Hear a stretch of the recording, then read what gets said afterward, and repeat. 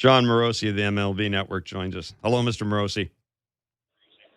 Jeff and Kevin, how are you, gentlemen? I'm actually on my way to Dodger Stadium for the Braves and the Dodgers. So I'm very excited about this matchup tonight, 10 p.m. Eastern Time on MLB Network. And there are many who believe, I would say probably 80 or 90% of the baseball folks who believe that the NL MVP will come from this game and the NL champion will come from this game eventually. So we'll see what gets decided tonight. Yeah, it should be a lot of fun. Should be a good series.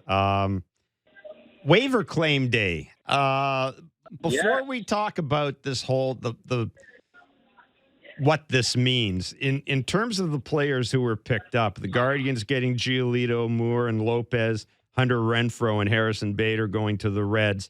Kevin and I talked about this yesterday and going through the waiver list. I don't think any of us are surprised that these guys were picked. We know the Blue Jays had an interest in Hunter Renfroe. I don't know about anybody else in that list. Clearly, they didn't put a waiver claim in Randall Grichuk because he went through unclaimed. Are you surprised at where these guys ended up going? In other words, are you surprised that the Guardians made those moves? Because I think the Reds we kind of understand, right? The Reds we kind of understand because they're playing with house money right now. They're in a division that could be there for the taking, and why not? It's been such a good story. Let's see if you can add more magic to it. Right. I think that the Reds made a ton of sense. That you pick up a couple right-handed bats and really add a lot to your outfield. I think by that measure, it was a very logical move.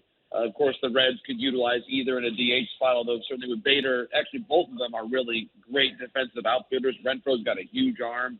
Bader's known for his defense. So I think that was a logical move. Dominic Leone going to the Mariners made a ton of sense, too. You spend basically $500,000 and you add a really important swing and miss reliever.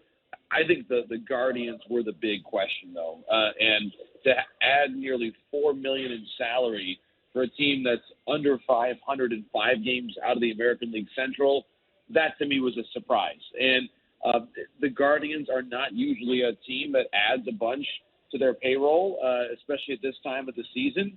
Were they doing it from the standpoint of big picture and their overall spending, wanting it to get to a particular level and it sort of convey to MLB, convey to the union, convey to their fans that they're really trying to compete? Maybe some of those messages made some sense, but in terms of giving yourselves a reasonable chance to make the playoffs, and they have been below 500 now for a while. They have not been in first place since the day before the All-Star game. I found that part of it to be pretty surprising. JP, what do you think other organizations think about this? Well, I think, Kevin, a couple of things. Number one, by accounts, and Jeff Fletcher of the Orange County Register reporting on this today, that the Angels have gotten themselves under the luxury tax threshold, it appears. So that will have served the purpose of saving $5.7 million and getting you under the luxury tax, which has implications for the draft pick compensation that you'll get if and when, and probably it's now leaning towards when, Shohei Ohtani leaves. I think that's where you're likely looking at the reality of where the Angels stand right now. But is it a bad look? Does it appear a little awkward in how the Angels are running their club? Yeah, it is. I think that it's not a great look. It's a complete 180 from where they were a month ago, and it is a convenient point in the narrative of where this team has become. This Angel team was all in a month ago, and they are now all out, to say the very least. And if they were trying to prove to Ohtani or any other free agent that they're a team that's serious about winning it all in 2024 or even 2025, obviously they have not done that. I mean, the decision they made, guys, a month ago, I've said before, I understand why they did it. I respect why they did it. They were trying to go all in for their fans and to try to prove to Ohtani that it was going to be a place for him to go long term. Clearly, he's now gotten hurt. The team had a disastrous month, and what this has done, Kevin and Jeff, is really shown an infrastructure shortage by this team. The farm system, they've promoted guys very quickly. This is all basically like you're trying to prove that you're alert and ready to perform at your job, and so you drink a whole bunch of caffeine right before you do it, and that gives the appearance of being alert, but you haven't really done your homework. And that's what's happening with this team right now. They really have not done the hard work of developing from within for a long period of time. And guys, you look at their club, they're not as competitive as the Rangers. They're not as competitive as the Mariners. They're not as competitive as the Astros. So if you're not able to get past those teams in your division, you're not able to do much.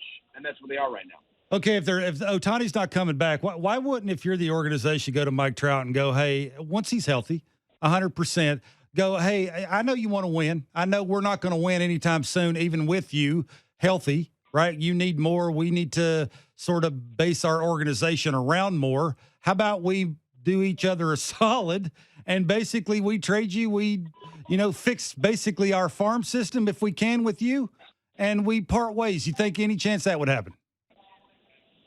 I think it's possible, but there are two major ifs here. Number one, if it's where Mike wants to go, and we can look at the landscape of the sport and say Mike might want to go back and play close to home in Philly for a really competitive team. The Phillies have certainly shown they're willing to spend. They need a right-handed bat, but they'd have to pay down, I'm guessing, a substantial amount of the salary to do it. They would have to do what the Mets have done. They basically said, the Mets have said, well, guys, I'm willing to trade away future Hall of Fame guys and include a whole bunch of money to do it if it means I get better prospects back. Now, Verlander and Scherzer were shorter-term deals. Trout still has a lot of room to go on that contract. And he's had injuries. It's a massive deal. Will the Angels pay 50%? Would you pay 50% of the deal, 40% of the deal to make one of the iconic players in the sport go away? It's asking a lot. I mean, the universe of teams that would take on all that money and are places that he'd want to go to and have the prospects to give up to make the deal is fairly small. And it's probably the Phillies. Maybe one more team, but there's not a lot of teams that would describe. So I think that what you're laying out there, Kevin, is very rational and reasonable.